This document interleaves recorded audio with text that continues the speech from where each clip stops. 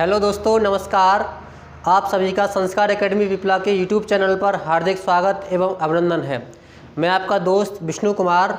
आज हम आपके लिए साइंस शुरू कर रहे हैं, जो कि रीट लेवल 2 साइंस मैथ्स और रीट लेवल 1, इसके अलावा अन्य सभी एग्ज़ाम्स जहां साइंस की ज़रूरत होती है उन सभी के लिए ये वीडियो बहुत ही इंपॉर्टेंट होने वाली है। तो देखिए, आज हम साइंस के अंदर सबसे पहले बायोलॉजी वाला पार्ट स्टार्ट कर रहे हैं और इसके अंदर भी सबसे पहले मानव शरीर के विभिन्न तंत्र होते हैं, जैसे कि पाचन तंत्र, श्वसन तंत्र, उत्सर्जन तंत्र और इसके अलावा अन्य भी तंत्र होते हैं। तो उनमें हम सबसे पहले अध्ययन करने वाले हैं आज किसका? पाचन तंत्र, जिसको इंग्लिश में बोलते हैं डाइजेस्टिव सिस्टम। तो देखिए, मानव पाचन तंत्र एक बहुत ही, हम जानते हैं कि मानव का शरीर एक बहुत ही जटिल तंत्र होता है, जिसके अंदर एक प्रकार की जटिल मशीनें की तरह कार्य करता है हमारा शरीर। तो देखिए, पाचन तंत्र, सबसे पहले तो बात आती है कि पाचन किसे कहते हैं। पाचन किसे कहते हैं? तो हम जब भोजन करते हैं तो भोजन के बड़े बड़े अणुओं को खाते हैं, तो हमारा शरीर उन भोजन के बड़े बड़े अणुओं को छोटे छोटे अणुओं में तोड़ता है। तो यही प्रक्रिया क्या कहलाती है? पाचन कहलाती है। तो देखिए, पाचन होगा सबसे पहले कि भोजन के बड़े बड़े अणुओं को छोटे छोटे अणुओं में तोड़ने की प्रक्रिया पाचन कहलाती है। और मानव की जो पाचन की प्रक्रिया है वो है एक नाल होती है, जिसे हम क्या बोलते हैं? आहार नाल। तो ये आहार नाल में संपन्न होती है। मानव के पाचन की प्रक्रिया कहाँ संपन्न होती है? आहार नाल में। इसके अलावा बात करें कि मानव की जो आहार नाल है वह है मुख गुहा से। देखिए, चित्र में आप देख सकते हैं कि ये मानव का पाचन तंत्र का चित्र बनाया गया है, जिसके अंदर ये मानव शरीर है, इसके अंदर ये मुख, यहाँ से शुरू होती है हमारी मुख गुहा से कौन? आहार नाल। ये आहार नाल पूरी जिस्म के अंदर पाचन तंत्र के सभी अंग, जैसे कि ग्रसनी है, ग्रसिका है, आमाशय है, इसके अलावा छोटी आंत, बड़ी आंत, ये सब अंग मिलकर एक पूरी कहाँ तक? गुदा तक एक पूरी आहार नाल, एक लंबी नली बनाते हैं और उसी नली के अंदर हमारे पूरे शरीर की पाचन प्रक्रिया संपन्न होती है। तो देखिए, मानव की जो आहार नाल है वह कहाँ से प्रारंभ होती है? मुख गुहा से, और समाप्त कहाँ पे होती है? एनास, यानी कि गुदा पर जाके समाप्त होती है। इसके अलावा देखो, बात करते हैं कि जो पूरी आहार नाल जो कि मानव के मुख गुहा से प्रारंभ होकर गुदा नाल तक जा रही है, इसकी लंबाई लगभग होती है कितनी? 10 से 12 मीटर होती है। अब बात करते हैं कि शाकाहारियों की और मांसाहारियों की। तो देखिए, शाकाहारियों की जो आहार नाल की लंबाई होती है वो ज़्यादा होती है बजाय किसके? मांसाहारियों से। शाकाहारियों की आहार नाल की लंबाई ज़्यादा क्यों होती है? क्योंकि हम जानते हैं कि शाकाहारी भोजन के रूप में ज़्यादातर किसका प्रयोग करते हैं? सेलुलोज का। और सेलुलोज के पाचन के लिए अधिक क्षेत्रफल की आवश्यकता होती है। सेलुलोज के पाचन के लिए अधिक क्षेत्रफल की आवश्यकता होती है, जिस कारण शाकाहारियों की आहार नाल की लंबाई ज़्यादा होती है बजाय किसके? मांसाहारियों के। अब देखिए, जो आहार नाल है इसके अंदर विभिन्न प्रकार के अंग आते हैं, इसके अलावा कुछ ग्रंथियां आती हैं। तो ये जो आहार नाल है इसके अंतर्गत मुख्य जो अंग हैं वो कौन कौन से हैं? सबसे पहला है मुख गुहा, इसके अलावा ग्रसनी, ग्रसिका, आमाशय, छोटी आंत और बड़ी आंत, यानी कि ये 6 अंग मिलके क्या बनाते हैं? आहार नाल बनाते हैं। इसके अलावा इस आहार नाल में कुछ पाचक ग्रंथियां होती हैं, जैसे कि लार ग्रंथि होती है, जठर ग्रंथि होती है और ब्रूनर ग्रंथि होती है। और इसके अलावा एक अग्नाशय ग्रंथि और यकृत भी हमारे इस पाचन तंत्र में महत्वपूर्ण सहायता करते हैं। अब देखे जाए तो हमारी जो मुख गुहा है इसके अंतर्गत कौन सी ग्रंथि होती है? लार ग्रंथि। आगे इन सब का हम अध्ययन करेंगे। और ग्रसनी और ग्रसिका में कोई ग्रंथि नहीं पाई जाती है, यानी ग्रसनी और ग्रसिका में कोई पाचक ग्रंथि नहीं होती है। आगे बात करें आमाशय। आमाशय में जो ग्रंथि पाई जाती है वो पाई जाती है जठर ग्रंथियाँ। इन जठर ग्रंथियों से विभिन्न प्रकार के रसों का स्राव होता है, उनको हम आगे पढ़ेंगे। इसके अलावा छोटी आंत में कौन सी ग्रंथियाँ होती हैं? ब्रूनर ग्रंथियाँ अपना रसों का स्राव करती हैं, और बड़ी आंत के अंतर्गत भी कोई ग्रंथि अपना पाचक रस का स्राव नहीं करती है। और इसके अलावा अग्नाशय और यकृत, ये दोनों बहुत ही महत्वपूर्ण ग्रंथियाँ हैं। इनके द्वारा जो स्राव होते हैं वो हमारे पाचन में बहुत महत्वपूर्ण भूमिका निभा सकते हैं। आगे हम अध्ययन करेंगे, आप स्क्रीनशॉट ले सकते हैं।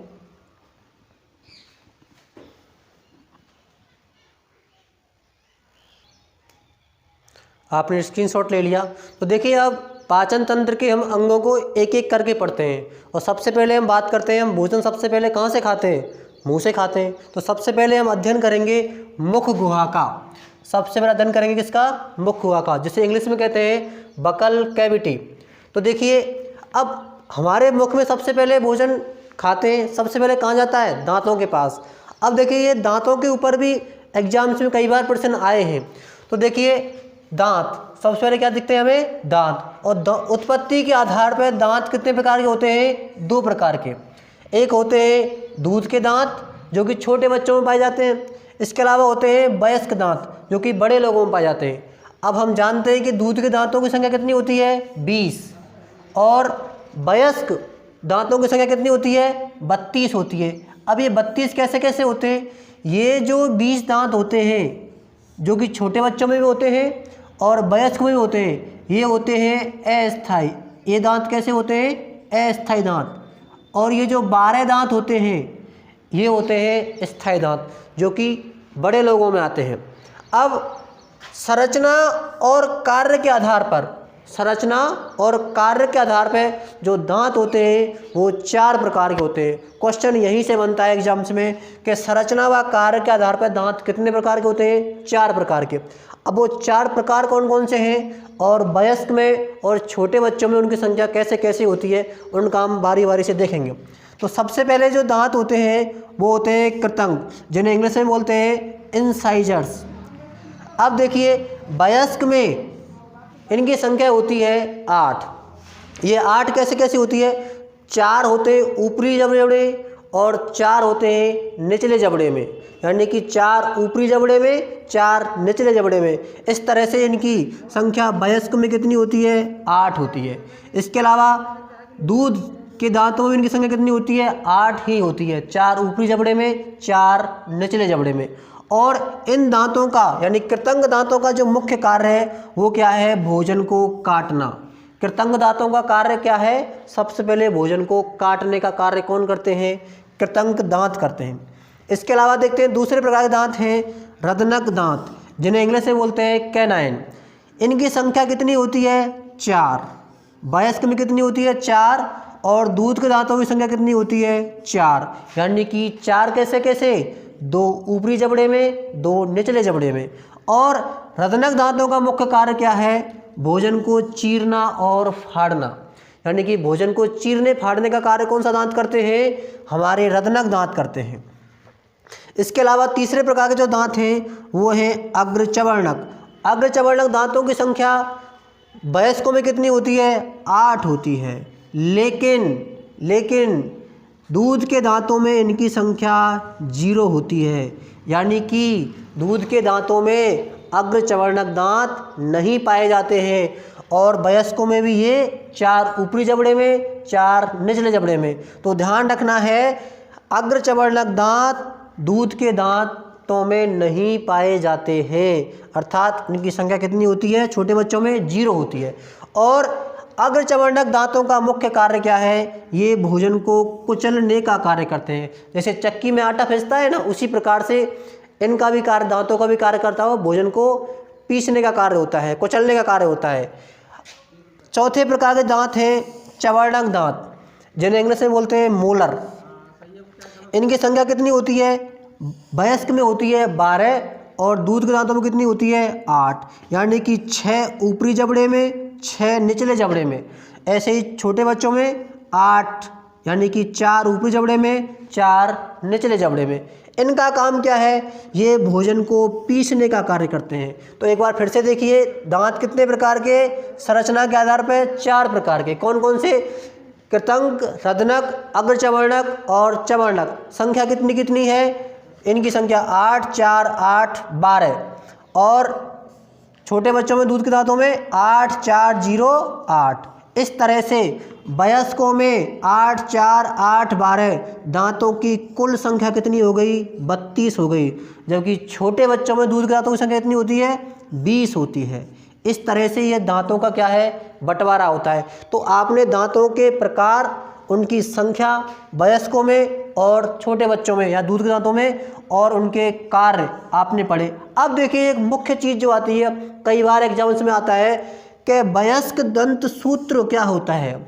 वयस्क दंत सूत्र, अगर आप भूल जाएं कि वयस्क में दंतों के कृतंग दांतों की संख्या कितनी है, रत्नक दांतों की संख्या कितनी है वयस्क में या फिर दूध के दांतों में, तो इसका निकालने का फॉर्मूला होता है। वो फॉर्मूला क्या है? वयस्क दंत सूत्र जो होता है वो होता है 21-23/21-23 इंटू 2।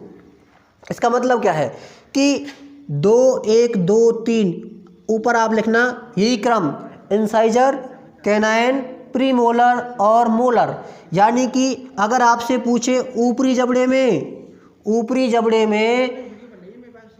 इंसाइजर दांतों की संख्या कितनी होगी, तो आप इस 2 का गुणा कर दीजिए इससे। निचले जबड़े में कितनी होगी? 2 होगी। तो 2 2 4 और 4 कितनी हो जाएगी? कुल मिला के 8 हो जाएगी। तो आपको ये याद रखना है वयस्क दंत सूत्र क्या होता है? 21-23/21-23 इंटू 2। और क्रम वही याद रखना है, ICPM और M, इंसाइजर, कैनाइन, प्रीमोलर और मोलर। अब बात आती है दूध दंत सूत्र।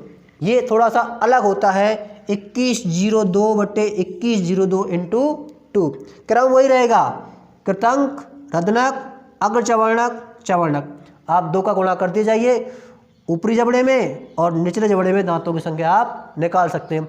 मैं फिर से आपको याद रखना है, अग्रचवर्णक दांतों की संख्या दूध के दांतों में नहीं होती है। अब बात करते हैं कि दांतों के कुछ स्पेसिफिकेशन होते हैं, वो कैसे कैसे होते हैं। देखिए छोटे बच्चों में हम देखते हैं, छोटे बच्चों में सबसे पहले कौन से दांत आते हैं? आगे के दांत आते हैं।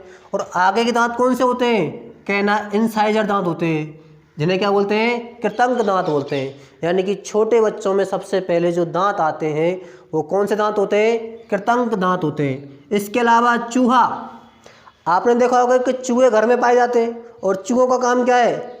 चीज़ों को कुतरने का होता है। वो कभी हमारे कपड़ों को, कभी कुछ को कुतर जाते हैं। अब उनके कुतरने का भी कोई रीज़न है। वो रीज़न क्या है कि चूहों के जो दांत होते हैं ना, कौन से? कृतंक दांत, उनकी लंबाई लगातार बढ़ती रहती है। अब लंबाई लगातार बढ़ती रहेगी तो उनके दांत मुंह से बाहर आने लग जाएंगे। तो वो क्या करते हैं? अपने कृतंक दांतों की लंबाई को कम करने के लिए, लगातार वस्तुओं को कुतरते रहते हैं। यानी लगातार उनका काम ही क्या है? चीज़ों को कुतरना। और क्यों कुतरते हैं? अपने दांतों की, कौन से दांतों की? कृतंक दांतों की लंबाई को कम करने के लिए। इसके अलावा आपने देखा होगा हाथी के जो आगे जो 2 दांत निकले रहते हैं, उनका काम कुछ नहीं होता है, बस वो कौन से दांत होते हैं? वो दांत भी होते हैं कृतंक दांत होते हैं। तो छोटे बच्चों में सबसे पहले कौन से दांत आते हैं? कृतंक दांत। चूहे कौन से दांतों से कुतरते रहते हैं? कृतंक दांतों को। और हाथी के भी जो बाहर दांत निकलते हैं वो कौन से होते हैं? कृतंक दांत ही होते हैं। अब बात आती है कि जो हमारे जो दांत होते हैं हमारे शरीर के बहुत ही महत्वपूर्ण अंग हैं, इनका काम क्या है? ये काम आप देख चुके हैं बारी बारी से, चारों प्रकार के दांतों का। अब ये जो दांत होते हैं इनके ऊपर 2 तरह की परत पाई जाती है। दांतों के ऊपर 2 तरह की परत पाई जाती है। और ये 2 परत कौन कौन सी है? मान लीजिए हमारा कोई दांत है। अब इस दांत पे जो सबसे ऊपरी परत होती है वो परत होती है किसकी? इनेमल की। यहाँ से क्वेश्चन कई बार छोटे छोटे एग्जाम्स में और रेलवे वगैरह में आया हुआ क्वेश्चन है कि इनेमल की परत कहाँ पाई जाती है? दांतों में पाई जाती है। इसके अलावा इनेमल की परत के नीचे जो दूसरी परत होती है वो क्या होती है? डेंटिन होती है। अब बात करें इनेमल की परत की।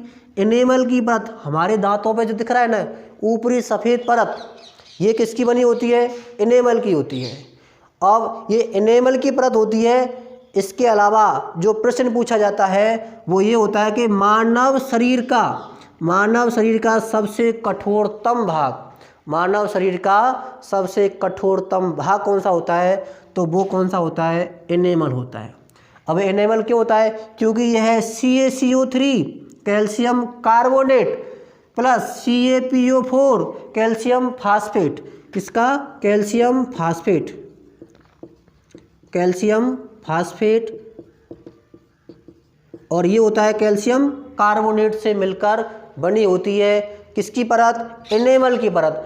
अब आप देखते होंगे टीवी में प्रचार आता है कि दांतों को सड़न से बचाएं, टूथपेस्ट वगैरह के, क्लोजअप वगैरह के प्रचार आते हैं। वो क्यों आते हैं? क्योंकि जब हम भोजन करते हैं तो भोजन हमारे दांतों के बीच फंसा रह जाता है, जिसके कारण हमारे मुख में क्या बनता है? अम्ल बनता है।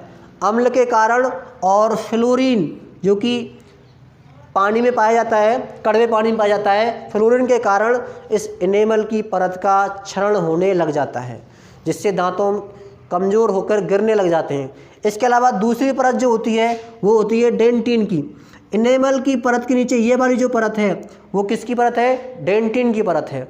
ये डेंटिन की परत एनेमल की परत के नीचे पाई जाती है, और जिससे हमारे शरीर की तंत्रिकाएँ कभी क्या होता है, हमारे दांतों को ठंडा गर्म पानी लगता है। ठंडा गर्म पानी हमें दांतों से नहीं लगता है, क्योंकि डेंटिन की जो परत होती है उससे क्या जुड़ी होती है? तंत्रिकाएँ।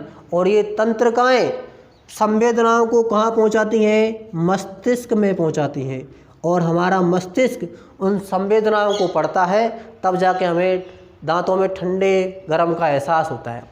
तो देखिए मित्रों, आज हमने मानव पाचन तंत्र में पाचन तंत्र के जो अंग हैं, आहार नाल के जो अंग हैं और ग्रंथियाँ हैं, उनको देखा है और बारी बारी से उनका अध्ययन स्टार्ट किया है। और सबसे पहले हमने आज क्या पढ़ा है? मुख गुहा, और मुख गुहा के अंदर भी किसका अध्ययन किया है? दांतों का अध्ययन किया है। मैं आशा करता हूँ हमारी ये वीडियो आपको पसंद आई होगी।